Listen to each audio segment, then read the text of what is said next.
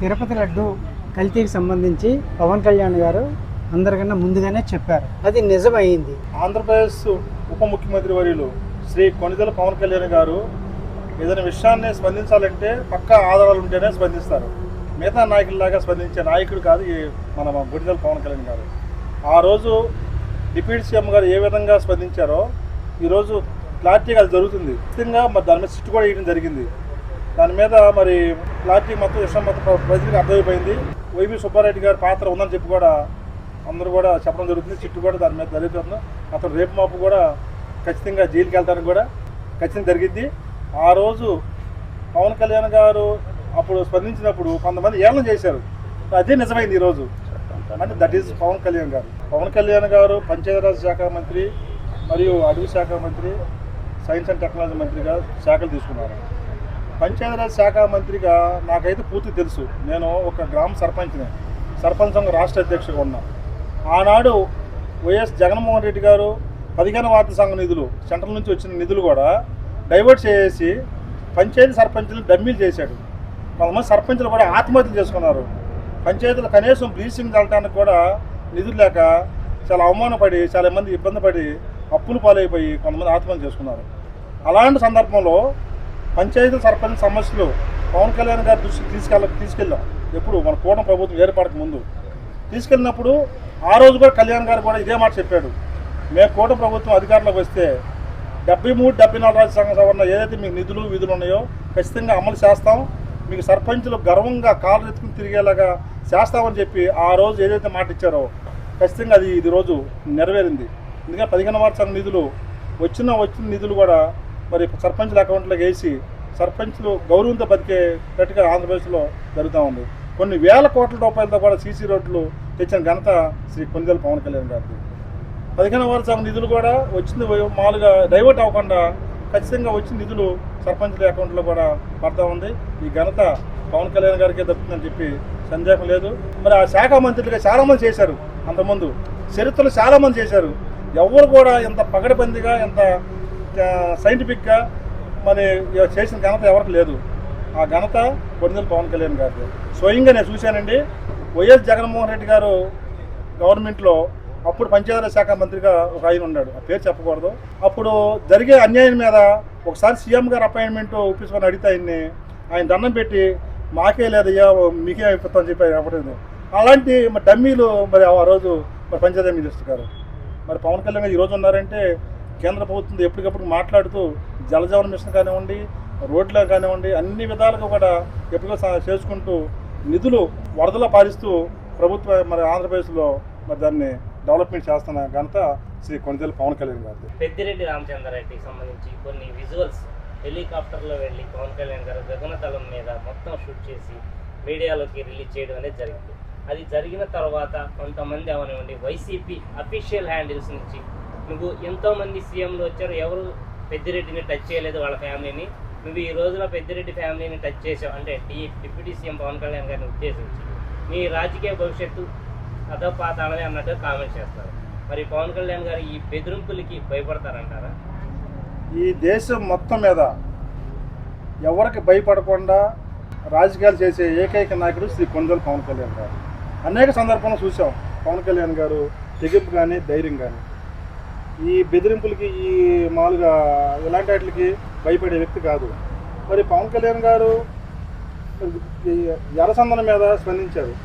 ఎర్రసందన స్పందించినప్పుడు డైరెక్ట్గా వెళ్ళి మరి కొన్ని పిలిపిస్తే ఆయన ఆ గ్రామస్తులు ఎర్రసందన పట్టించారు.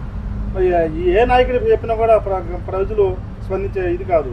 పవన్ కళ్యాణ్ గారు స్పందించాడంటే ఖచ్చితంగా ప్రజలు కూడా దాన్ని యాక్టివ్ అయ్యి ప్రయత్నిస్తారు. అది కాకుండా పవన్ కళ్యాణ్ గారిని అంతకుముందు చాలా బెదిరించారు, చాలా భయపెట్టారు. ఏది చేసినా కూడా ఏమైపోయారు వాళ్ళు అందాపాతాలకి వెళ్ళిపోయారు వాళ్ళందరూ. అంతేగాని పవన్ కళ్యాణ్ టచ్ చేసే నాయకత్వం కానీ ఆ మగాడు కానీ ఈ రాష్ట్రంలో ఎవరు ఉండరు. ఏదైతే ఎర్రచందనం ఉందో, అటవీ భూముల ఆక్రమణ ఉందో దాని వెనకాల ఉన్న పెద్ద తలకాయలన్నింటినీ అరెస్ట్ చేయబోతుందా ఈ కూటమి ప్రభుత్వం? సాక్ష్యాలతో సహా పవన్ కళ్యాణ్ గారు చూపించారు కదా, ఎవరు చూద్దాం. అది చట్టం ఉంది, చట్టం దాని పని చేసుకుంటూ వెళ్ళింది. ఖచ్చితంగా అది సక్రమంగానే జరుగుతుందని చెప్పి కూడా మేము సందర్భం తెలియజేస్తున్నాం. ఈ మధ్య ఫిషర్మెన్స్కి సంబంధించి సమస్యలు వస్తున్నప్పుడు ఈయన స్పందిస్తున్నారు. ఉప్పాడ సభలో 100 రోజులు సమయం ఇమ్మని ప్రజలను అడిగారు.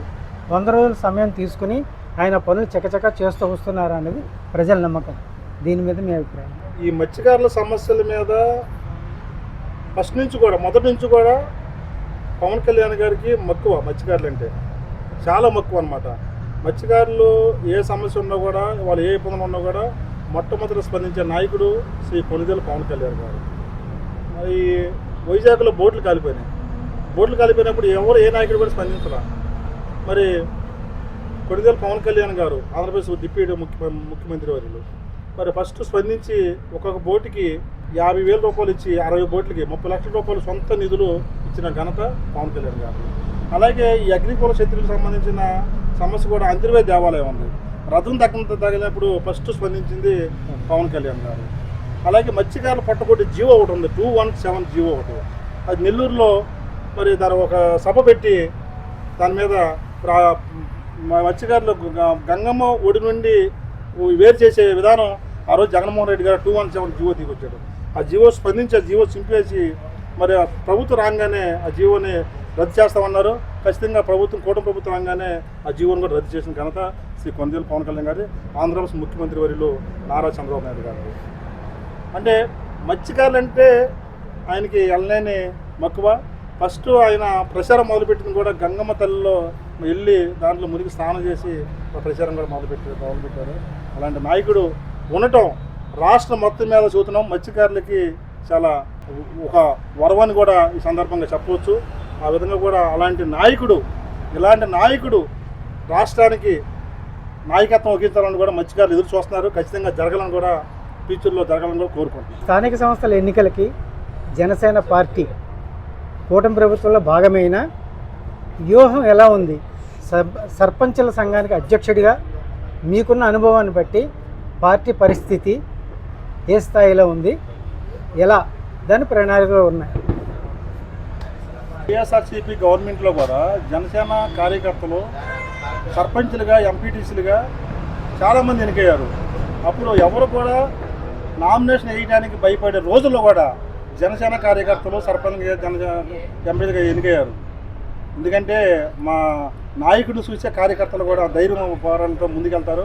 ఖచ్చితంగా రేపు కూడా కూటమి ప్రభుత్వం మరి ముఖ్యమంత్రి వర్యులు నారా చంద్రబాబు నాయుడు గారు ఉన్నారు, డిప్యూటీ సీఎం గారు కొణిదెల పవన్ కళ్యాణ్ గారు ఉన్నారు. ఇద్దరు మాట్లాడుకుని సముచిత స్థానం జనసేన కార్యకర్తలు కూడా ఉండాలని ప్రతి కార్యకర్త కోరుకుంటున్నారు. దాంట్లో ఎలాంటి సందేహం లేదు. కాబట్టి మరి ఇద్దరు కోరిన చేసుకుని జనసేన కార్యకర్తలు కూడా కొంచెం మాకు ఎక్కువగా సర్పంచులు, ఎంపీటీసీలుగా, మున్సిపల్ మరి చైర్మన్లుగా, అలాగే జిల్లా పరిషత్లుగా పోటీ చేయాల కోరిక అయితే జనసేన కార్యకర్తలు అధికంగా ఉంది. దాన్ని కూడా నెరవేరాలని ఆ దేవుని కోరుకుంటూ ఆ విధంగా నెరవేర్చడానికి మా దైవం కొణిదెల పవన్ కళ్యాణ్ గారు కృషి అని చెప్పి కూడా సందర్భంగా మీడియా పరంగా చెబుతా ఉన్నాం. Thank you. మంచి జరిగింది.